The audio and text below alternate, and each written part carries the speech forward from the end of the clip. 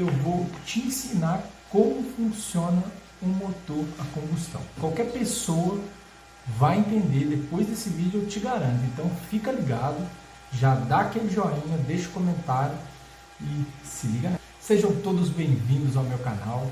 Meu rosto deve ser estranho para vocês, porque realmente é o meu primeiro vídeo por aqui e eu gostaria de dar as boas-vindas a todos vocês e por mais que eu tenha somente uma visualização, se eu conseguir tocar o coração dessa pessoa, se eu conseguir entregar um bom conteúdo, eu vou ficar extremamente feliz. Então, para você que está assistindo esse vídeo, não custa nada, deixa o like aqui, deixa o comentário, pode criticar à vontade, pode fazer alguma observação, qualquer coisa que você achar que deve, qualquer coisa que despertar alguma emoção em você, deixa comentários, sugestões para os próximos vídeos e com certeza o meu objetivo aqui é criar um conteúdo que seja de valor para vocês e que também consiga servir para o máximo de pessoas possível, tá bom? O meu nome é Luiz Felipe, tenho 29 anos, sou engenheiro mecânico automotivo há 16 anos e hoje eu estou aqui porque eu vou ensinar vocês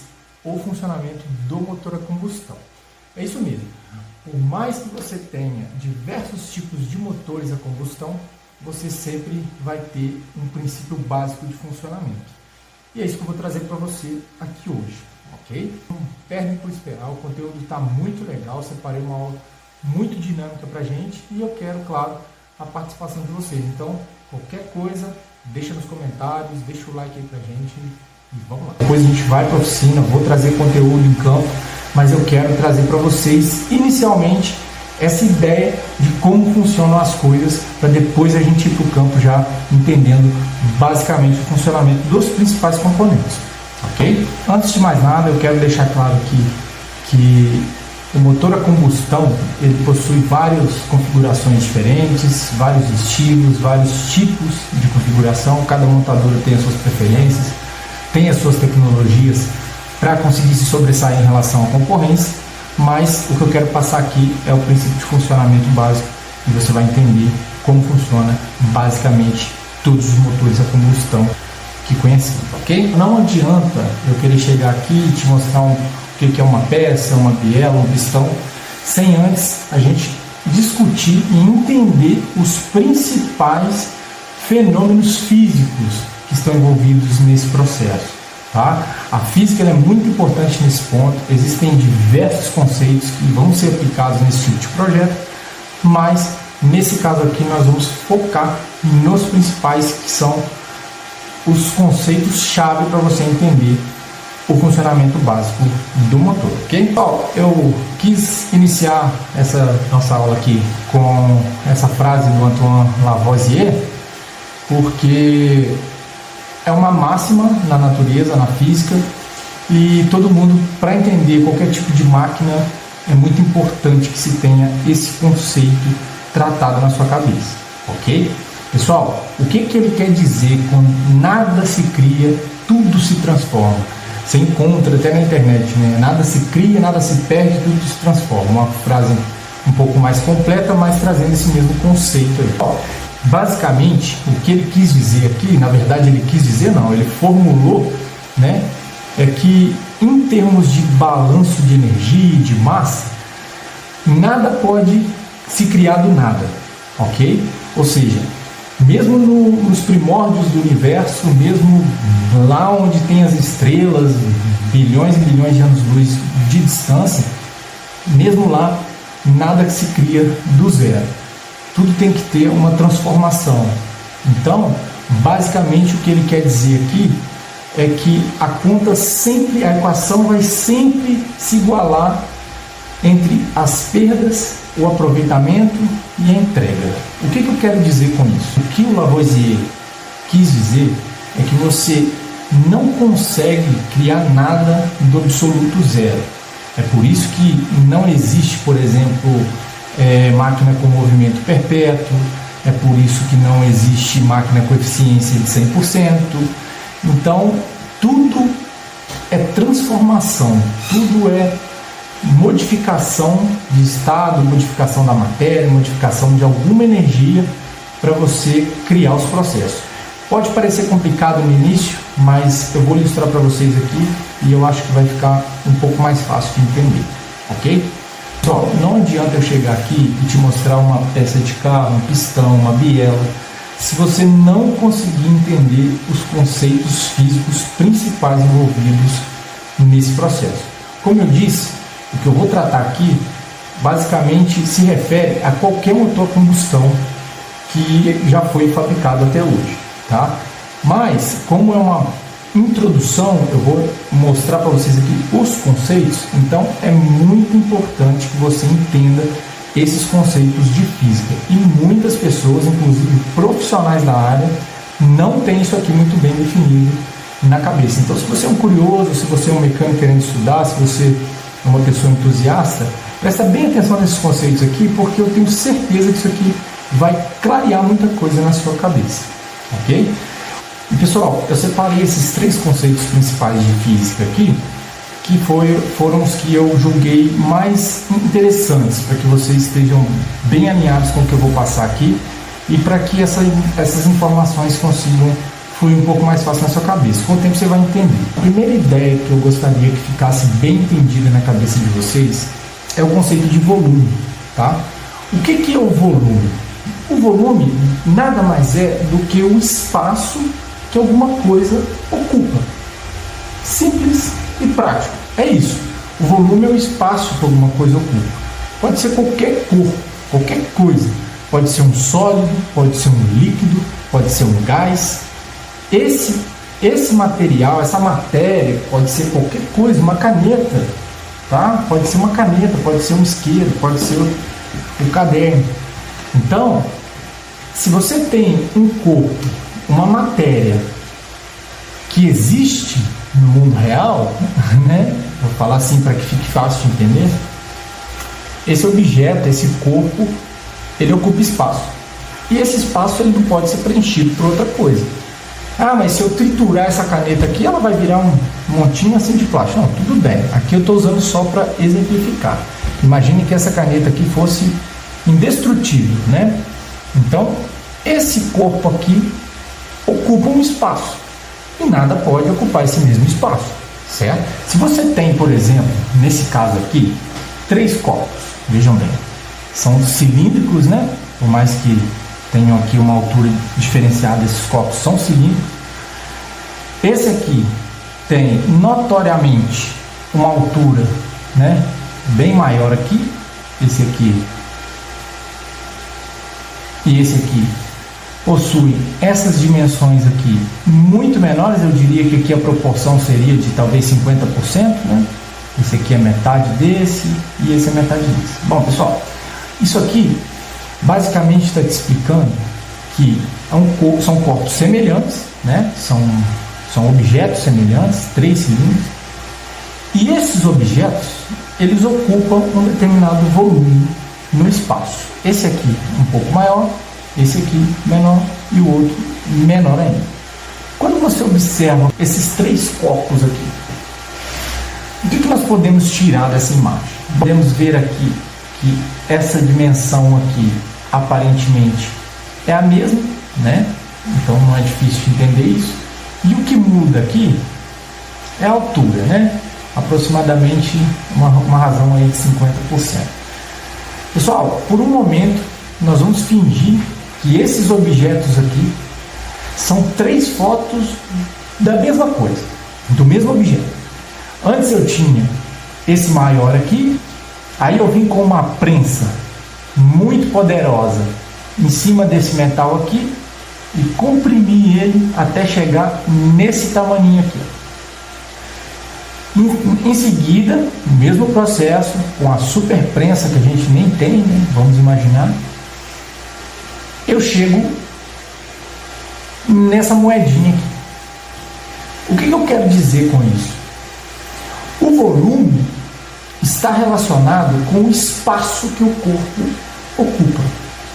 Isso não significa que está relacionado com o peso ou com a massa, né? Não importa se aquele objeto pesa 1 quilo, se ele pesa 1000 quilos. Eu estou me referindo ao espaço. Você pode ter, por exemplo, nesse caso aqui hipotético que a gente está imaginando, que foi uma prensa que fez isso com esses objetos aqui.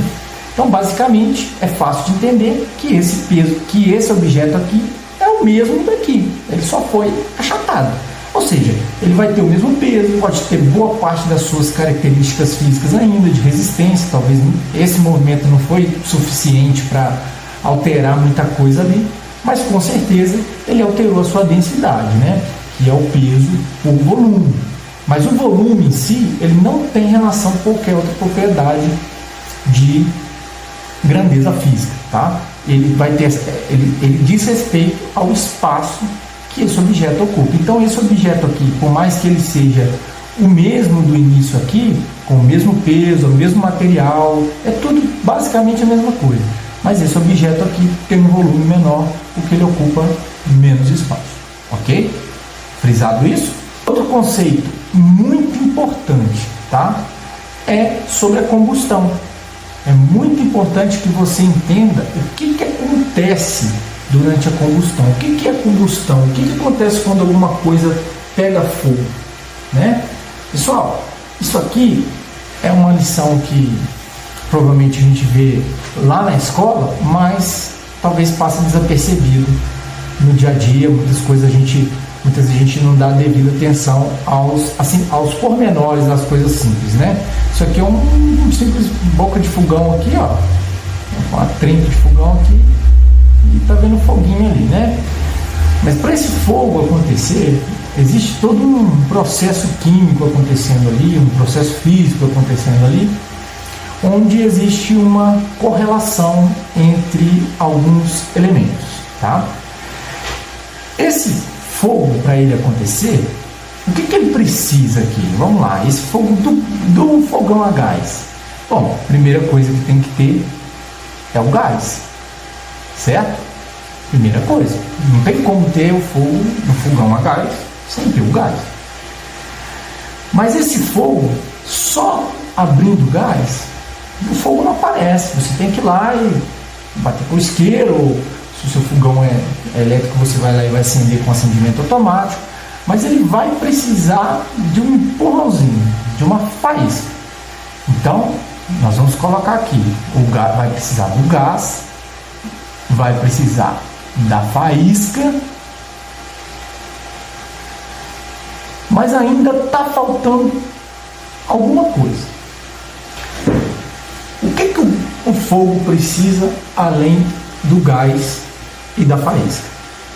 Bom, pessoal, isso provavelmente muita gente que estiver assistindo aqui vai achar idiota, mas é uma informação muito importante que às vezes as pessoas esquecem. Mas para esse fogo que acontecer, um simples fogo em fogão, precisa de um terceiro elemento que é invisível, né? E você não precisa comprar ele no mercado, ele já está aí na sua casa, que é basicamente o mesmo que nós respiramos, né? Letra horrorosa, pessoal, desculpa aí. O oxigênio, tá?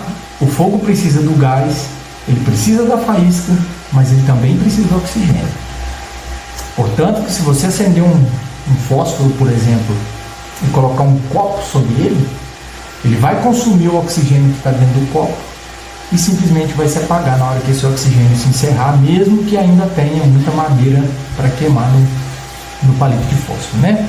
Se você tem um combustível, qualquer coisa, pode ser gás, pode ser gasolina, cortou o oxigênio, interrompe a reação, ok? Então, esses 3 pontos aqui também são muito importantes. Eu estou falando aqui faísca, gás, mas é para ficar fácil de entender, tá? Isso aqui na verdade tem uma nomenclatura. No caso aqui o gás a gente chama de combustível, porque é a substância que armazena energia química, a energia está ali dentro do gás para ser queimado, né? O oxigênio, no caso, é o comburente, porque ele é a energia inicial, ele é o elemento responsável por permitir a reação de queima do combustível. Geralmente é o oxigênio presente no ar, a não ser que você forneça ele de alguma outra forma, como acontece no maçarico, por exemplo. Quem trabalha com maçarico já tem basicamente esse entendimento na cabeça, porque você precisa do oxigênio no caso, na maioria dos maçaricos é acetileno, e precisa também da faísca, que no caso da reação é a fonte de calor. Você precisa de uma energia inicial para começar essa reação da combustão, para começar o fogo, né?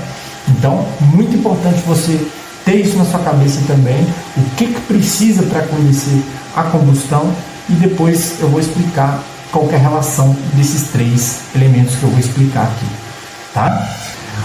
Outro conceito muito importante e que muita gente tem dificuldade de assimilar, pessoal: ar ocupa espaço, tá? Ar ocupa espaço. É difícil de entender que nós somos habituados a viver num mundo, né, cheio de oxigênio, cheio de gases aqui na atmosfera, e nunca vi nenhum gás desse me empurrando para lá e para cá. Então, isso não faz sentido dizer que ar ocupa espaço. Mas, pessoal, ocupa sim, tá? Não dá para você colocar outro corpo, outra matéria no mesmo espaço que o ar.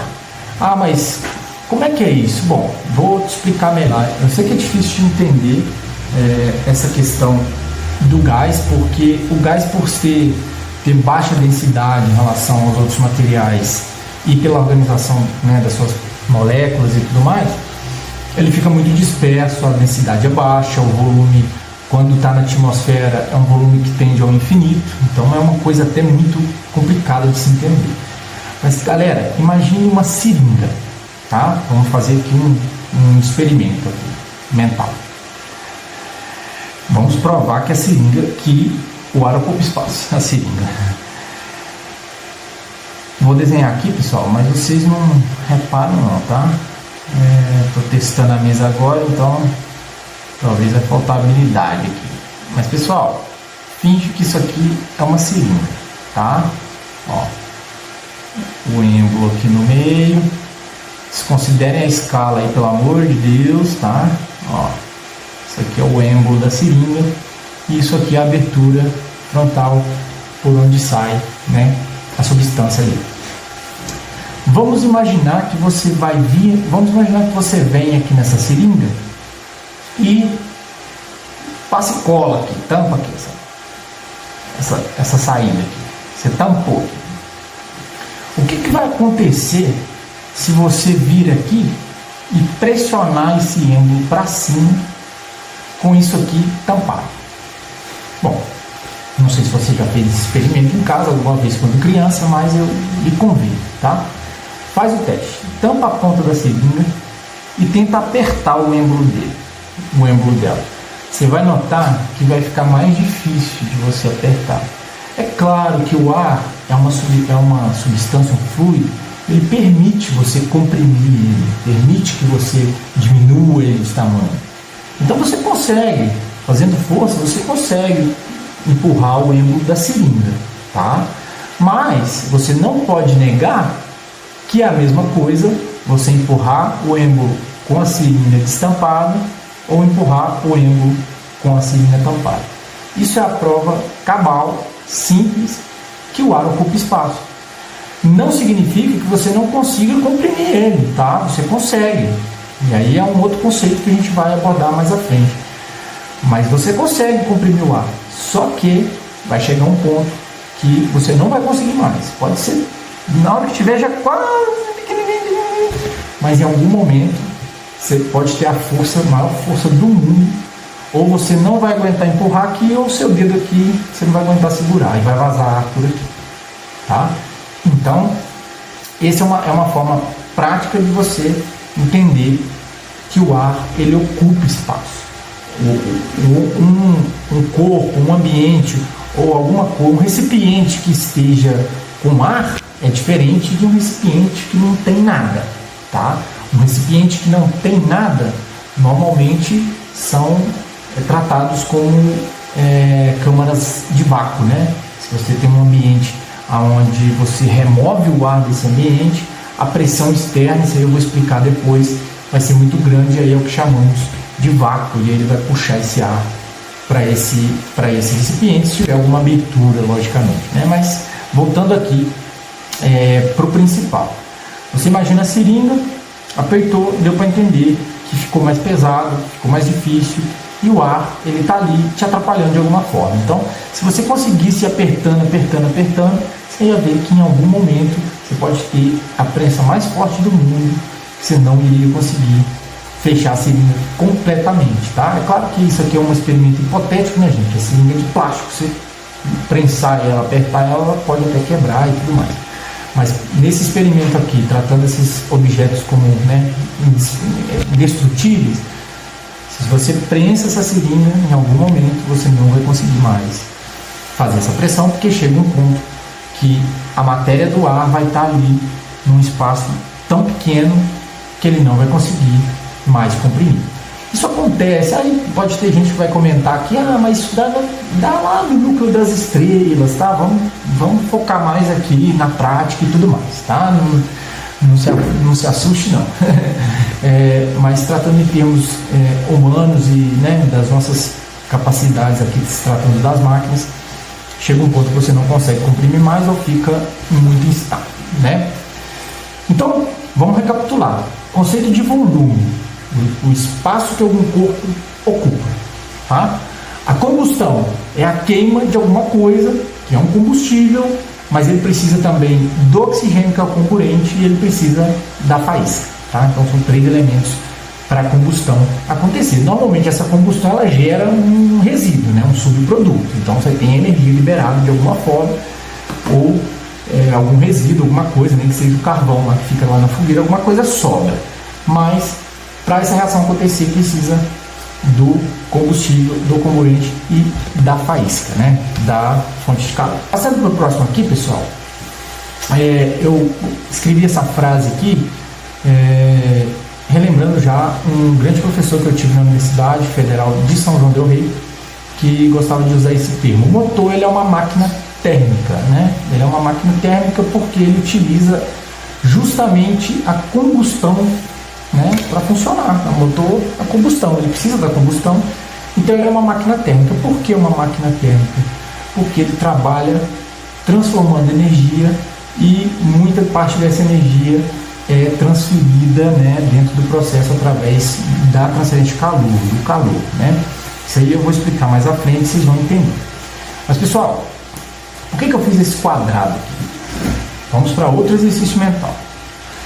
Imagine que isso aqui é o meu motor, tá? Motor. Esse motor é uma máquina, tá? Isso é fácil de entender, né? É uma máquina. O que essa máquina faz? Ela transforma alguma coisa em outra coisa, ok? Deus o livre no desenho. Ele transforma uma coisa em outra coisa. Lembra do início, quando eu mostrei essa frase aqui, que nada se cria, tudo se transforma? Pois bem, aqui o nosso motor não vai fugir disso. Ele é uma máquina de transformação, tá? Então ele vai transformar alguma coisa em outra coisa. Normalmente na física a gente chama de energia, mas aqui eu quero ser um pouco mais didático, um pouco mais prático, então eu vou usar alguns termos um pouco mais digeríveis, tá? Pessoal, esse motor aqui, o que ele transforma? Na verdade, vamos fazer diferente. O que você precisa? Lá quando você pensa no motor do carro, o que ele faz? Bom, ele faz o carro se locomover. Movimento. É claro que isso aqui envolve várias peças e tudo mais, mas a gente vai chegar lá, tá? Você precisa de movimento. Esse motor gera movimento, normalmente rotativo, né, um eixo, mas você precisa de movimento, você precisa do carro andar. Mas esse movimento, ele vai te entregar um movimento de rotação aqui, né? Rotação. Aí isso aqui você vai passar por uma caixa de transmissão e tudo mais, e aí o seu carrinho você vai poder viajar tranquilo. Mas basicamente o que esse motor te entrega é rotação, que é energia mecânica, basicamente a gente chama na engenharia, mas vamos chamar aqui de rotação. Ele te entrega uma rotação, que tem um torque e tudo mais, uma potência determinada lá na ponta de um eixo, que você vai poder fazer o que você quiser com ele. Pode ser um gerador, pode ser um carro, pode ser uma moto, pode ser um avião, Pode ser qualquer coisa, mas o importante é que esse eixo que está aqui no motor, ele gire com bastante força, com bastante torque, né? De acordo com as necessidades, é claro. Mas esse motor, ele está transformando o que em rotação? Bom, ele está transformando gasolina. Vamos dar um exemplo aqui da gasolina. Como eu disse, pode ser diesel, pode ser etanol e vários outros combustíveis. Mas vamos tratar assim para ficar mais fácil de entender. Ele transforma gasolina em rotação. Como é que isso pode? A gasolina está lá no tanque. Como é que vai girar alguma coisa com ela? Você pensa no moinho, né? Antigamente tinha um moinho d'água e a água girava um eixo, mas aqui é muito mais complicado, gente. Desculpa a piada. Nem eu gostei da minha piada. Pessoal, mas basicamente esse motor ele vai transformar essa gasolina em rotação. Energia química e energia mecânica. Ok? Bom, basicamente, como que ele vai fazer isso? Ele vai explodir essa gasolina. Ele vai fazer ela entrar em ignição. Ele vai queimar essa gasolina aqui dentro. Então vai ser através da combustão, né? Naturalmente, ok? Então nós temos gasolina entrando, a combustão acontecendo e a rotação saindo. Nós vamos voltar nesse slide aqui, mas agora eu quero mostrar para vocês como esse motor trabalha essa gasolina aqui dentro, ok? Esse desenho aqui para ficar mais fácil de entender, tá? Mas vamos acompanhar aqui o meu raciocínio. Quais são as etapas principais que acontecem dentro do motor? Isso eu estou tratando do ponto de vista físico-químico, tá, pessoal? Esquece as peças aí por enquanto, esquece os eixos, as válvulas, pensa na física. O que vai acontecer dentro desse motor? Bom, como a gente já destacou ali no slide anterior, esse motor, ele precisa do combustível, né? Combustível. Só que, lembra que eu falei que lá atrás, na combustão, não basta só o combustível, né? Pois bem, então ele precisa também do que? Da faísca? Ainda não. Ele vai precisar do comburente, tá? Que nesse caso é o ar atmosférico que o motor usa e aproveita o oxigênio, né, desse ar. O mesmo ar que a gente respira, ele também utiliza para o funcionamento desse motor. Isso aí, pessoal, para quem tem, né, uma preocupação, como muitas pessoas hoje em dia têm, com o meio ambiente, só reforça, né? Isso aqui só reforça o poder destrutivo que os motores a combustão têm, mas por enquanto ainda são os mais usados e são o que nós temos de mais confiável no mercado. Hoje em dia a eletrificação não preciso nem falar, mas os motores a combustão ainda são amplamente utilizados e eu acredito que pelos próximos anos ainda vamos ver bastantes, né, exemplares desses aí, inclusive muitas montadoras ainda fabricando, tá? Mas pessoal, ele precisa do combustível, mas ele precisa também do comburente, como eu disse, que vai ser o oxigênio, o mesmo oxigênio do fogo lá do fogão, né? Então eu já tenho combustível e oxigênio. O que acontece com esse combustível, com esse oxigênio? O combustível está lá no tanque. O oxigênio está onde? Bom, está no ar. Assim como lá no fogão da sua casa, o oxigênio já está no ambiente. Você não precisa abastecer oxigênio, né? Então, esse oxigênio está no ar. Então, de alguma forma, que eu vou explicar mais à frente, nas próximas aulas, o motor capta esse oxigênio e também pega essa gasolina que está lá no tanque e traz para dentro dele. Primeira coisa que acontece no motor é, por incrível que pareça, o oxigênio e a gasolina entram no motor, né? Então, combustível mais oxigênio entra no motor. Então, entrada. Vamos chamar de entrada. Combustível e oxigênio entrou no motor. É só isso. Entrou no motor. Mas aonde que está a pegadinha nessa história toda? Pessoal, quando você trata de gases e fluidos, né, o que é gasoso ou líquido, né? Existe toda uma engenharia, uma física por trás do transporte desse material. Você pegar esse material em um lugar e colocar no outro. Isso não é diferente no motor, tá? Para esse combustível e esse oxigênio entrar no motor, é necessário todo um processo. Vocês vão entender daqui a pouquinho. Mas vamos por partes, tá? Então, o combustível e o oxigênio, que a gente chama aqui, né, carinhosamente de mistura. Ó, isso aqui é a mistura, oxigênio e combustível, vamos chamar de mistura. Então, a mistura entra no motor. Depois que essa mistura entrou no motor, aí agora vamos voltar no conceito de volume que eu passei lá atrás. Você está lembrado da foto que eu mandei do cilindro de metal que a gente prensou ele até ele ficar igual uma moedinha? Exatamente isso vai acontecer nesse motor, nesse segundo momento, tá? Primeiro momento é a entrada, em seguida essa mistura é espremida. Vou falar espremida para ficar mais fácil de entender, mas ela é comprimida. Ou seja, quando o motor recebe essa mistura de combustível e oxigênio, ele tem um volume lá dentro, cabe um determinado volume ali dentro. Só que com o movimento da máquina, que vocês vão entender daqui a pouco, esse volume vai diminuindo, é como se tivesse uma prensa, né, fazendo isso aqui, com o oxigênio e com o combustível. Quando ele faz esse movimento e ele comprime, diminui o volume, é o que nós chamamos de compressão, né? Portanto, nós vamos chamar essa segunda etapa aqui de espremida. É isso mesmo, ó. Espremida. Vai acompanhando. Primeiro, a mistura entra no motor, depois ela é espremida. Para que isso? Para que espremer? Para que comprimir essa mistura? Isso se trata de uma questão que também vem da física, naturalmente, mas que diz respeito à energia dos gases. Porque o gás, né, qualquer matéria na verdade, mas especialmente o gás, ele reage muito fácil à pressão, né? Então, quando você diminui o volume, você aumenta a pressão ali dentro, né?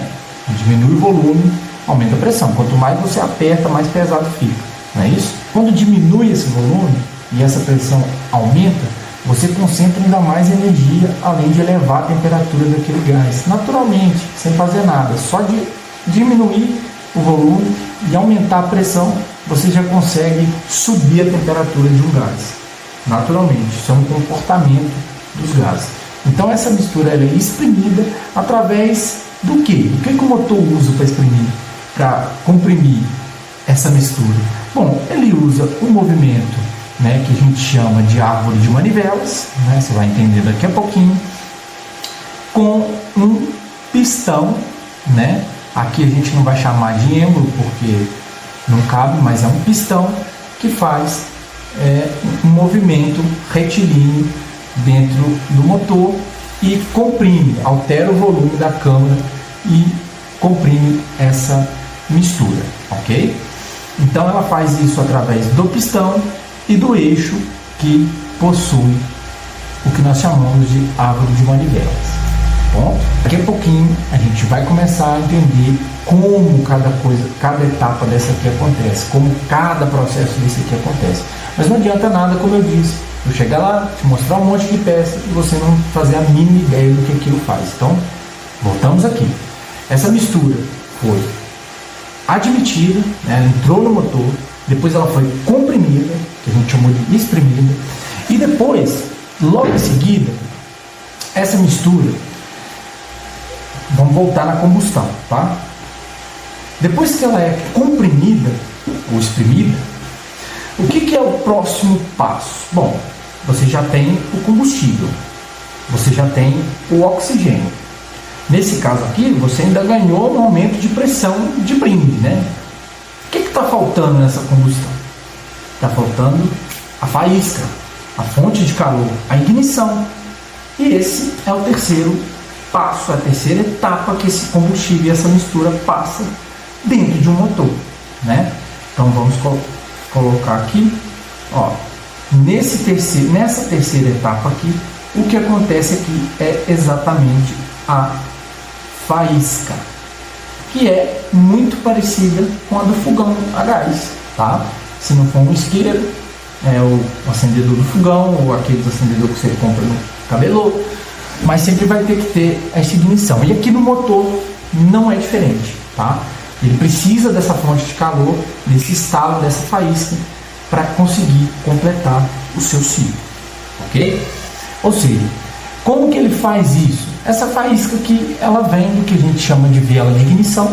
Mais uma vez, não se preocupe com a peça, mas existe aqui sim um elemento, uma faísca que gera essa faísca. Eu vou colocar aqui, ó, velas de ignição.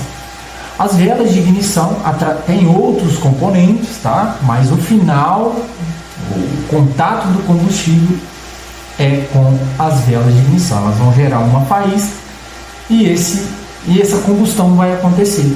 Por quê? O que nós falamos antes, precisávamos do combustível, precisávamos do comburente, do oxigênio e precisávamos da faísca, né? Assim como no fogão a gente precisou do gás, do oxigênio e também da faísca, aqui no motor a gente precisa do combustível, da gasolina, do oxigênio e também da faísca. Então nós já temos tudo isso. A combustão já está acontecendo. Mas e aí? Se isso acontece confinado dentro do motor, né? Imagina o motor do seu carro. Todos esses processos, eles estão acontecendo dentro de uma carcaça de aço, né? Uma coisa muito resistente e tudo mais, para que suporte tudo que está acontecendo ali, essa combustão, o calor e tudo mais. Então está acontecendo dentro do motor. Se você usou a combustão para conseguir o que você quer no motor, o que está faltando agora para esse motor terminar o seu ciclo? Como eu disse, o ar ocupa espaço, ok? Então, para que o motor consiga realizar um novo ciclo e entrar mais ar, entrar mais combustível, para ele refazer tudo, comprimir e pôr faz, ele precisa, por último, expulsar esse ar. Ele precisa expulsar esses gases.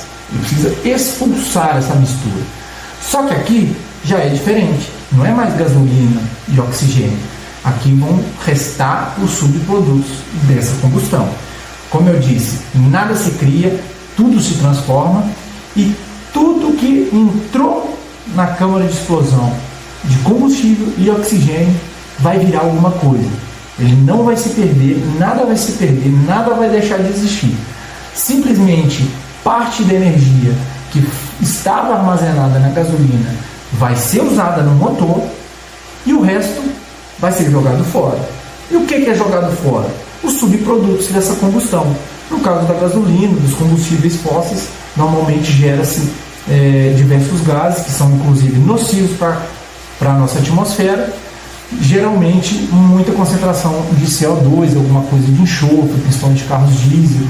Mas enfim, são subprodutos que são descartados pelo motor. Ok? Vamos então finalizar aqui as nossas etapas com a nossa etapa que chama-se descarte. Vai ser lá no escapamento que você vai observar esse descarte, tá? Quando você vê o escapamento do carro, está saindo gás ali, está saindo ar, isso nada mais é do que o que sobrou da combustão lá dentro do motor, ele está jogando na atmosfera, ok? Mas aqui eu queria deixar um ponto muito importante, que é o seguinte: não existe máquina que tenha 100% de eficiência, tá? Então, se aqui eu tenho uma quantidade de energia armazenada nessa gasolina, eu vou aproveitar uma parte dessa energia e o restante vai para a descarga, que também é energia, ok? Nada se perde. Então, uma parte eu aproveitei no eixo para funcionar o meu motor, a outra parte eu descartei, eu joguei fora, eu perdi. E basicamente É muito frustrante. Talvez você que está chegando agora não entende ainda, não tem muito conhecimento, mas os motores a combustão normalmente têm uma eficiência muito próxima aí dos 30%. É isso mesmo que você está pensando, você não pensou errado. 70% da energia armazenada na gasolina você joga na descarga. É simples assim. É como se você estivesse aproveitando aí a cada 1 litro de gasolina que você põe, você aproveita somente 300 ml, tá? Então, o que acontece aqui é que motores a combustão que vêm de projetos bastante antigos, né? Começou lá atrás, esses motores têm pouquíssima eficiência porque eles perdem energia de várias formas, tá? Isso aí a gente vai ver ao longo do curso, mas esse motor ele perde energia de várias formas. E aqui, só para exemplificar, eu poderia citar uma que é facinha de entender. Se você tem um carro, se você é mecânico entusiasta, quando você vai e abre o capô do carro, você acabou de chegar de viagem, ou saiu com o carro, o que você sente na hora que você abre o capô? Calor. Aquilo ali, o calor que está no teu motor, uma parte dele é vantajosa para manter a máquina na temperatura ideal de trabalho, mas a maior parte daquilo ali está sendo jogado fora. O seu dinheiro, a sua gasolina está sendo jogado na atmosfera. É isso mesmo. Infelizmente, essa é a realidade, tá? Essas máquinas são, os motores são, a eficiência deles são muito baixas, motores a combustão, tá? Vou ratificar aqui porque os motores elétricos chegam com o pé na porta, porque a eficiência de um motor elétrico é infinitamente superior, tá? Mas vamos aqui. Esse motor, voltando aqui ao nosso diagrama, esse motor, ó, entrou aqui no motor, né? Etapa 1, foi exprimido aqui, né? Etapa 2, teve a faísca, etapa 3, e teve o descarte, etapa 4. Isso aqui é o ciclo básico do que nós chamamos, né, de motor 4 tempos, tá? Isso aqui é o ciclo básico do motor 4 tempos, que é o que a gente vai tratar principalmente aqui, porque é o que equipa a maioria dos veículos. Aqui o meu foco é mecânico automotivo. Eu estou tentando ser bem generalista aqui para poder ter um aproveitamento legal do conteúdo, mas basicamente o meu foco é motor de veículos, tá?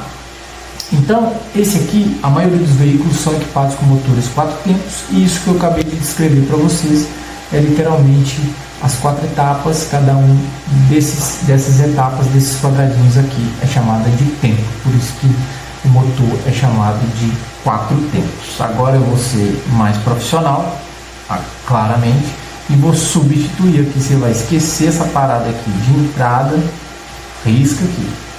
Isso aqui nós chamamos de admissão, tá? Isso aqui é a admissão de combustível, de mistura de ar e combustível, tá? Esse é o primeiro tempo do motor 4 tempos. O segundo tempo, que é o que eu chamei aqui de espremida, é o que nós chamamos de compressão, tá?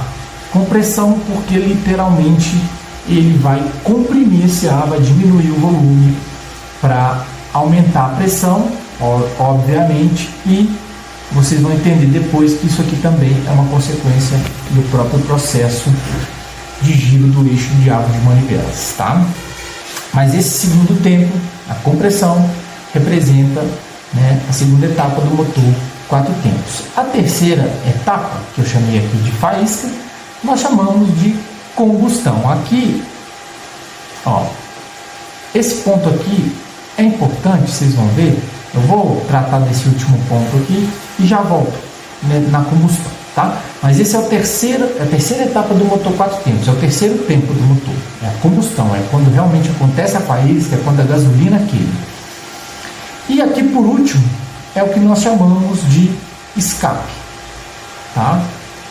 Esse é o quarto tempo do motor 4 tempos. Esse aqui, né, descarte, escape, não fica muito fora, mas até por isso mesmo que nós chamamos de escapamento aqui. Então, admitiu o ar e o combustível, comprimiu esse ar e esse combustível, queimou, botou a faísca, explodiu esse combustível e depois expulsou ele na descarga. É isso. Esse é o processo de um motor a combustão de 4 tempos. O de 2 tempos eu vou gravar um vídeo específico para mostrar depois quais são as diferenças, mas vamos ficar por aqui com 4 tempos por equipar a maioria dos veículos, tá? Então nós temos aqui basicamente uma descrição rápida do que são os 4 tempos do motor, as 4 etapas que acontecem dentro do motor. O que está acontecendo aqui nesse motor? Desse lado aqui, do lado esquerdo aqui, pessoal, o que nós estamos vendo aqui? Isso aqui não está descrito no desenho, mas isso aqui é o combustível chegando, tá? Vamos chamar aqui de gasolina. Isso aqui é a gasolina chegando através de um bico injetor, né? A peça, como eu disse, não precisa se preocupar por enquanto, mas esse bico injetor, ele vai jogar essa gasolina e por esse caminho aqui está entrando o oxigênio, tá? O oxigênio está entrando por aqui e a gasolina está entrando por aqui. Basicamente estão sendo misturados nessa região, é por isso que a gente chama de mistura. Mas nesse caso aqui é importante salientar que esse motor utiliza injeção indireta de combustível, tá? Indireta. Por que eu estou falando isso? Porque existem já diversos motores no mercado, já de fácil acesso, que possuem injeção diretamente na câmara. Aí não é mais a mistura sendo admitida, é só o ar e o combustível já vai entrar direto. Mas isso eu vou explicar no próximo vídeo, tá? Mas esse motor de injeção direta, ele está misturando aqui a gasolina com o oxigênio. Quando essa gasolina entra aqui, que essa parte aqui fica azul, ó, na hora que vem para cá ficou azul, é porque ele está admitindo o ar, está entrando no motor. O azul é o ar, ó. Entrou aqui com a gasolina. A segunda etapa, que é o que nós chamamos lá atrás de compressão, é quando o pistão está subindo aqui e jogando, espremendo esse material em cima, ok? Então é quando fica ali logo antes de ter a faísca aqui, ó. Nessa animação você consegue ver quando o ar entra ele sendo comprimido. Em seguida, logo após acontece a explosão. Isso aqui que você está vendo aqui é a vela de ignição, ela está dando aqui uma faísca, ó, pode ver aqui. E aí na hora que ela acontece essa faísca, que acontece a combustão, esse pistão desce e em seguida, por último, né, o cinza que você está vendo aqui vai sair desse lado de cá, que é pelo escape, tá? Depois eu vou trazer um modelo aqui mais fácil para vocês entenderem como que funciona cada etapa congelada, tá, desse motor. Mas basicamente o que está acontecendo são as 4 etapas que eu descrevi para você.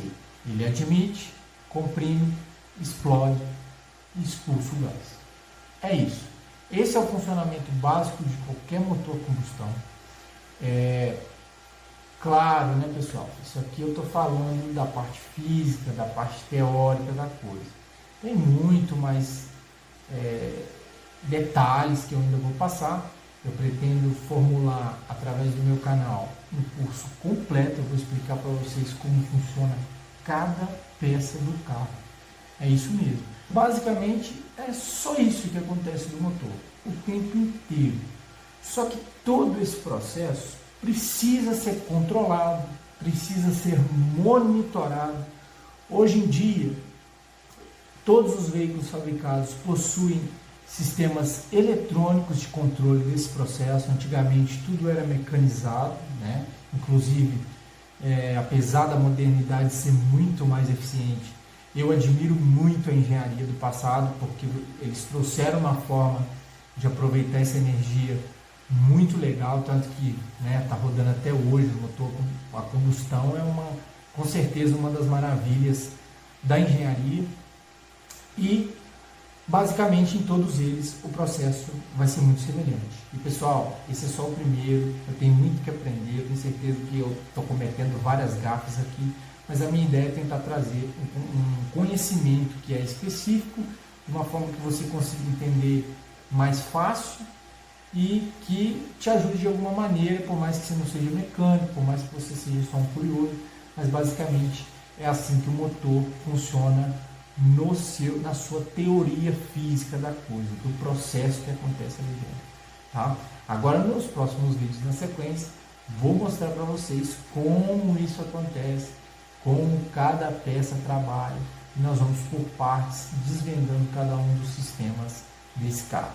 Mas essa aula introdutória, eu precisava dela para que vocês entendessem basicamente esse processo principal, o processo, né, químico-físico que acontece aqui, e para que depois, quando eu introduzir o funcionamento das peças, vocês já estejam habituados com isso aqui.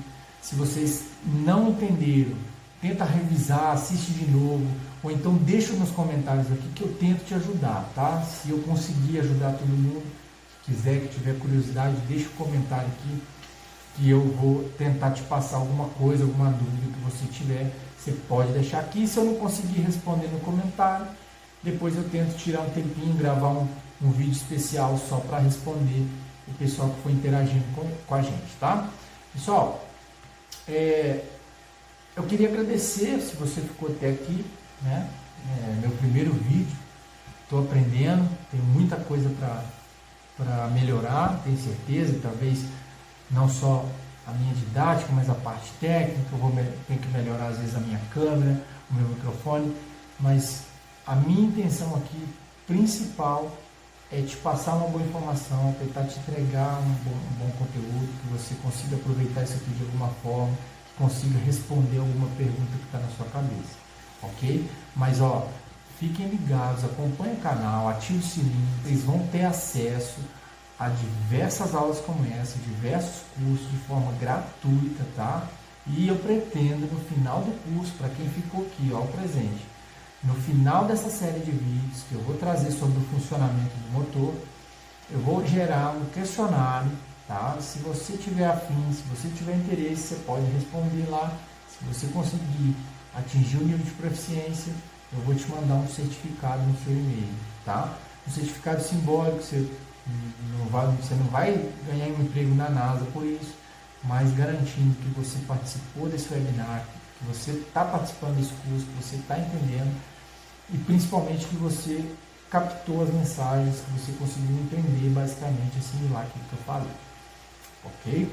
Então, pessoal, fiquem ligados, espero poder gravar mais aulas como essa, mas eu preciso muito da ajuda de vocês, então deixa o like aqui, ativa o sininho, segue, não custa nada para você e faz uma diferença danada para a gente ficar começando, ok? No mais é isso, pessoal, muito obrigado mesmo para quem chegou até aqui.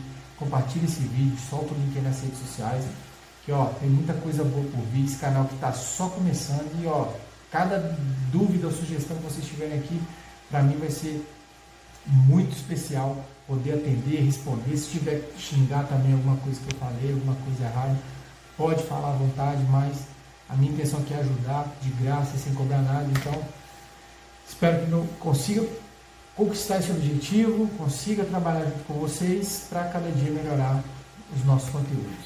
Beleza?